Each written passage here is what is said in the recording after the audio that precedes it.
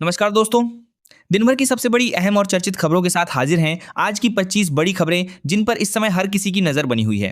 एक छोटी सी बात, 99% लोग वीडियोस देखते हैं लेकिन चैनल को सब्सक्राइब नहीं करते।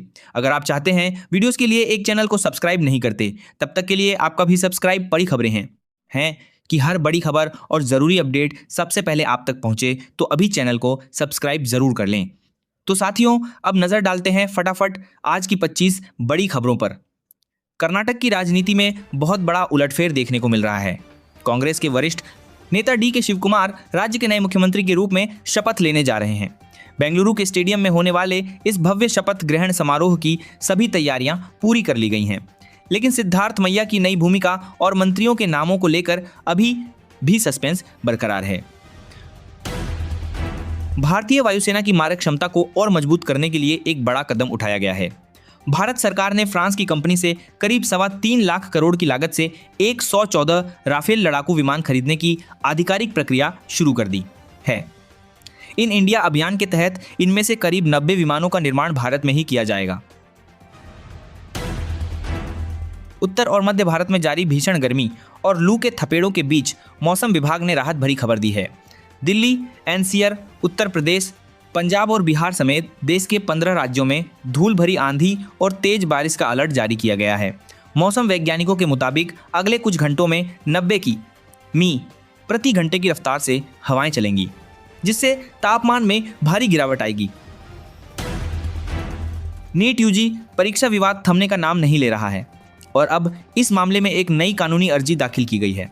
सुप्रीम कोर्ट में याचिका दायर कर मांग की गई है कि आगामी नीट की दोबारा परीक्षा को पूरी तरह कंप्यूटर आधारित यानी सीबीटी मोड में कराया जाए। छात्र लगातार पेपर लीक के दावों के बीच पूरी तरह निष्पक्ष परीक्षा की मांग कर रहे हैं। पश्चिम बंगाल की राजधानी कोलकाता में पूर्व मुख्यमंत्री ममता बनर्जी के प्रस्तावित धरने को लेकर सियासी पारा अचानक गरमा गया है। तृणमूल कांग्रेस के नेताओं ने आरोप लगाया है कि स्थानीय पुलिस ने धरने की अनुमति देने से साफ मना कर दिया और कार्यक्रम स्थल से मंच का सामान भी हटा दिया। कार्यकर्ताओं पर हुए हमलों के विरोध में यह विशाल प्रदर्शन आयोजित होना था। दिल्ली सरकार ने पिछले साल आई भयंकर बाढ़ और बेमौसम बारिश से हुए फसलों के नुकसान के लिए मुआवजा राशि को बढ़ा दिया है। 1000 प्रति हेक्टेयर के हिसाब से मुआवजा मिलेगा, जिससे करीब 100 किसान परिवारों को राहत मिलेगी। नया महीना शुरू होते ही आम आदमी की रसोई के बजट पर महंगाई का एक और बड़ा झटका लगा है। देश की पेट्रोलियम कंपनियों ने कमर्शियल एलपीजी गैस सिलेंडर के दामों में 42 से लेकर 53 तक की बढ़ोतरी कर दी है। हालांकि राहत की बात यह है कि घरों में इस्तेमाल होने वाले घरेलू रसोई गैस सिलेंडर की कीमतों में कोई बदलाव नहीं हुआ है। अगर आप एक नौकरी पेशा या कारोबारी हैं और टैक्स के दायरे में आते हैं तो यह खबर आपके काम की है। नए वित्तीय वर्ष के लिए इनकम टैक्स रिटर्न यानी आईटीआर फाइल करने की ऑनलाइन प्रक्रिया आधिकारिक तौर पर शुरू कर दी गई है। टैक्स एक्सपर्ट्स का कहना है कि समय पर आईटीआर भरने से आपको बैंक, लोन और वीजा मिलने में काफी आसानी होती है। भारतीय शेयर बाजार में वैश्विक संकेतों की वजह से इस पूरे हफ्ते भारी उतार चढ़ाव और उठापटक देखने को मिल रही है। शुरुआती कारोबार में विदेशी निवेशकों की बिकवाली के दबाव के कारण सेंसेक्स और निफ्टी में बड़ी गिरावट दर्ज की गई। बाजार के दबाव के कारण जानकारों का मानना है कि घरेलू निवेशकों की मुनाफा वसूली की वजह से बाजार में यह दबाव बना हुआ है। शादियों और त्योहारों के सीजन में सोना और चांदी के गहने खरीदने की योजना बना रहे लोगों के लिए बहुत अच्छी खबर है। अंतर्राष्ट्रीय बाजार के दबाव के चलते घरेलू सर्राफा बाजार में सोने की कीमतों में प्रति 10 ग्राम 800 तक की बड़ी गिरावट आई है। वैश्विक स्तर पर डॉलर के मजबूत होने के कारण भारतीय बाजारों में भी सोना चांदी सस्ते हो गए हैं।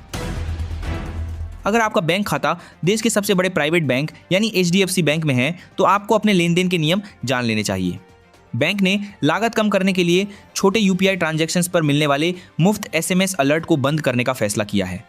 अब यह पूरी जानकारी ग्राहकों को सिर्फ उनके रजिस्टर्ड ईमेल या व्हाट्सएप नोटिफिकेशन के जरिए भेजी जाएगी। देश के करोड़ों रेल यात्रियों के सफर को लेकर एक बेहद चौंकाने वाली और परेशान करने वाली रिपोर्ट सामने आई है। पीआईबी की एक ताज़ा रिपोर्ट के मुताबिक भारतीय रेलवे स्पेशल ट्रेनों के संचालन के नाम पर यात्रियों से सामान्य से 20 से 25% तक ज्यादा किराया वसूल रहा है। सबसे बड़ी बात यह है कि इन ट्रेनों में यात्रियों को कोई अतिरिक्त सुविधा नहीं दी जा रही है। आने वाले दिनों में आपका मोबाइल और इंटरनेट का खर्च काफ़ी ज़्यादा बढ़ने वाला है। देश की सभी बड़ी टेलीकॉम कंपनियों ने अपने सामने में बड़ा भी खड़ा दे ज़्यादा किराया वसूल रहा है। देश की सभी बड़ी टेलीकॉम कंपनियों ने अपने एक बार प्रीपेड और पोस्टपेड रिचार्ज प्लान्स की कीमतें 10 से 15% तक बढ़ाने के साफ संकेत दे दिए हैं। कंपनियों का कहना है कि देश भर में 5 नेटवर्क के विस्तार और नए इंफ्रास्ट्रक्चर पर बढ़ रहे खर्च के कारण यह बोझ बढ़ा है। व्हाट्सएप चलाने वाले करोड़ों यूजर्स को ऑनलाइन धोखाधड़ी और वित्तीय घोटालों से बचाने के लिए एक नया सुरक्षा कवच तैयार किया गया है। व्हाट्सएप ने ग्लोबल स्तर पर एक नया एंटी स्कैम सुरक्षा फीचर जारी किया है। अब अगर किसी अनजान नंबर से आपके पास कोई संदिग्ध लिंक आता है तो उस पर क्लिक करते ही व्हाट्सएप स्क्रीन पर एक बड़ा और लाल रंग का चेतावनी मैसेज दिखाई देगा।